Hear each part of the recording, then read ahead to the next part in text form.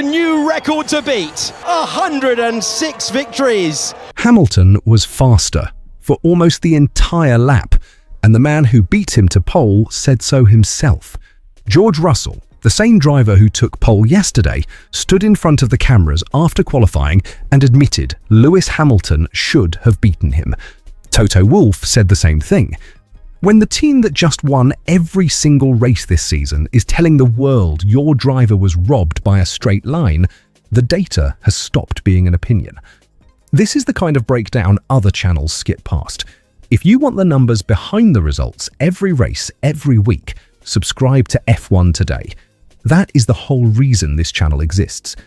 Here is what actually happened in Barcelona.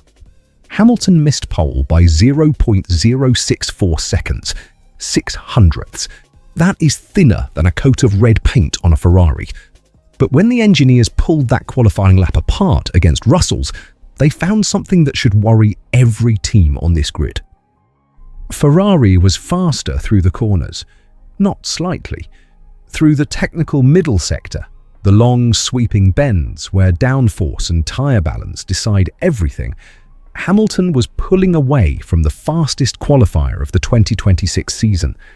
He was up by as much as 0.4 of a second by the exit of turn 10. 0.4. In qualifying, that is not a gap. That is a different postcode. Stay with me, because the part that explains the whole championship is coming. Why Hamilton was losing time without losing speed. Tomorrow, I am covering what Ferrari's Barcelona upgrade package actually means for the second half of this season. Subscribe so you do not miss it.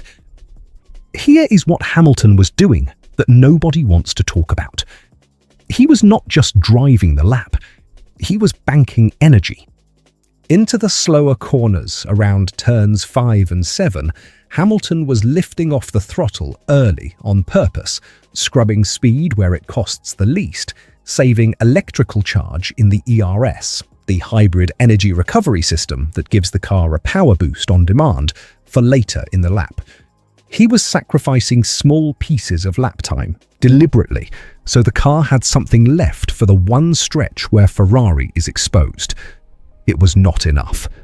Onto the final sector, the Mercedes simply pulls. The straight line difference between the two cars, based on telemetry published by Planet F1, sits somewhere between 6 and 10 kilometers per hour. That does not sound like much. But here is what nobody is saying yet.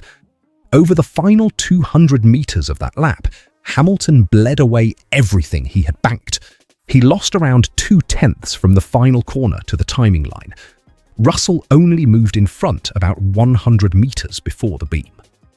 One corner, one gear difference, one beat of throttle picked up earlier by the Mercedes multiplied down the straight. That single beat is the 0.064. Not a corner, not a mistake. A straight line where the driver is just a passenger holding the wheel. But that was just the start. Why Ferrari's strategy was always 3 stops. Ferrari came into Barcelona knowing exactly where they stood. Track temperatures hit 50 degrees Celsius before the formation lap. Tyre degradation was the highest of the season, drivers losing up to 5 seconds over 10 laps. That number matters. On a day like that, the car that is kindest to its tyres holds the advantage. And that was the red one.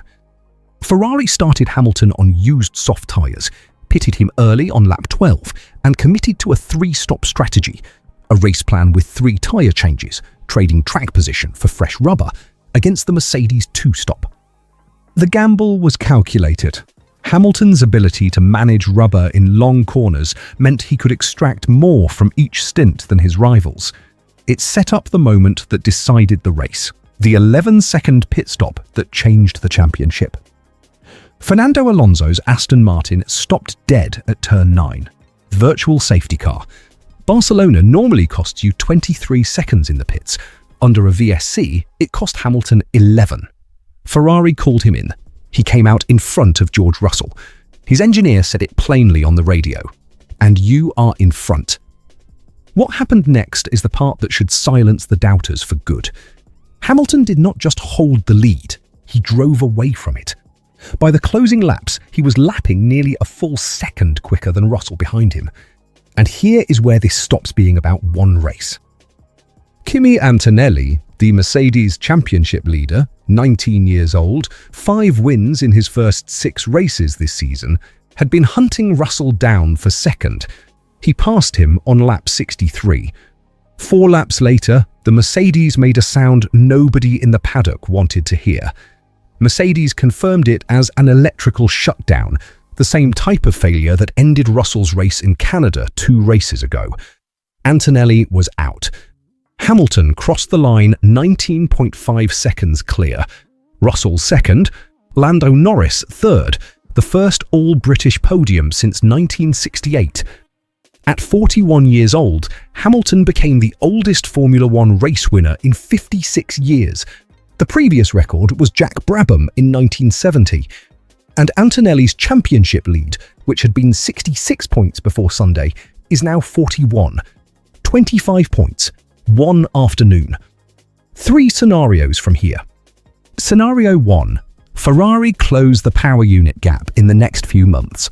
Hamilton enters the back half of the season with the corners and the straights. Russell and Antonelli are fighting a car with no weakness left. Scenario 2. Mercedes fix the reliability but cannot close the cornering deficit. Every race becomes a strategy game, and Ferrari just proved they win those. Scenario 3. Neither problem is solved quickly enough. Hamilton takes points in 2s and 3s every weekend, and the championship grinds to a 41-point gap that slowly disappears. None of those scenarios look comfortable if you are Mercedes right now. Chapter 5 title: What happens when the straight stops saving you? Hamilton said on the radio before he even reached Parc Ferme, "You have helped me achieve this dream, and I cannot thank you enough." To Nico Rosberg, the driver who beat Hamilton to the 2016 world title, he said this was the first, and he hopes the beginning of many. On this trajectory, he might be right. The cornering speed already belongs to Ferrari. The driver is already operating at a level his own rivals are calling untouchable. The only missing piece is a straight line problem Ferrari fully understand and are already fixing behind closed doors. Picture the moment those two things come together. So here is your question for the comments.